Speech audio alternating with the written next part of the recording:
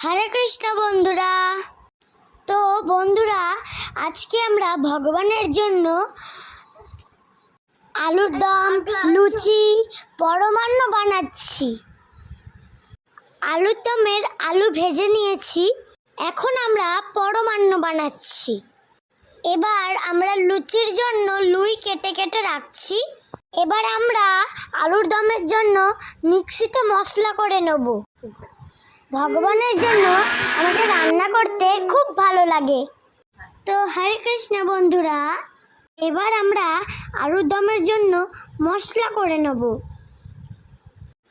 দেখো, এবার কড়াইয়ে মশলাটা ঢেলে দিয়ে নাড়তে থাকবো।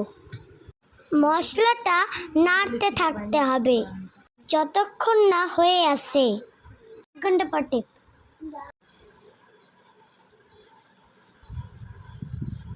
এবার কড়াইয়ে আলু দিয়ে দেবো। ভালো করে নেড়ে চেড়ে ঢাকা দিয়ে দেবো। টো করা লুই বেলে নিয়ে ভেজে নেব। এবার সব কমপ্লিট হয়ে গেছে, ভোগ লাগিয়ে দেবো। ভালো হয়েছে, তাই আমার বুনু চেটে পুটে খেয়ে নিচ্ছে। ওকে বন্ধুরা, টাটা, বাই বাই।